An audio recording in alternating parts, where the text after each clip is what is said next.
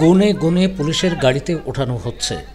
ভারতের পশ্চিমবঙ্গ পুলিশ বলছে এরা সবাই বাংলাদেশি, অবৈধভাবে ভারতে প্রবেশ করে পশ্চিমবঙ্গের বিভিন্ন জেলায় বসবাস করছিলেন তারা। সাতক্ষীরা জেলার সীমান্তের ওপারে হাকিমপুর থেকে তাদের ধরেছে ভারতীয় বিএসএফ। তারা সীমান্ত পার হয়ে দেশে ফেরার চেষ্টা করছিলেন।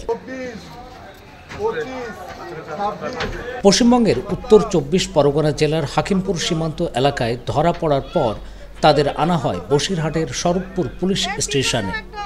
সেখান থেকে এভাবেই গুনে গুনে ওঠানো হয় গাড়িতে। তাদের মধ্যে যেমন বয়স্ক নারী পুরুষ রয়েছেন, তেমনি রয়েছে শিশুরাও।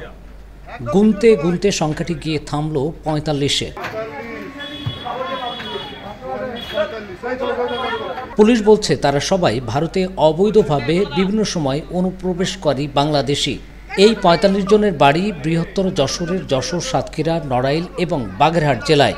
পুলিশ আরও বলছে পশ্চিমবঙ্গে ভোটার তালিকায় বিশেষ নিবিড় সংশোধন অর্থাৎ SIR চালু হওয়ার পর ধরা পড়ে বন্দিশালায় আটক থাকার আতঙ্কে অবৈধ অনুপ্রবেশকারীরা দেশে ফেরার চেষ্টা করছেন।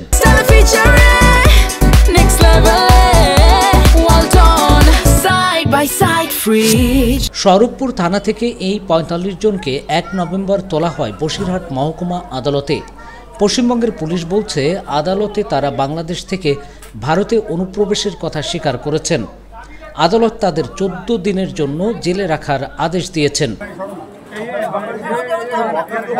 আদালতের আদেশের পর আবার এই 45 জনকে পুলিশের গাড়িতে জেলখানায় আনা হয়।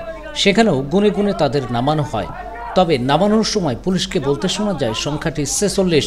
14 দিন জেল খাটার পর তাদের দেশে ফেরত পাঠানো হবে কিনা সে বিষয়ে পরিষ্কার কিছু জানা যায়নি।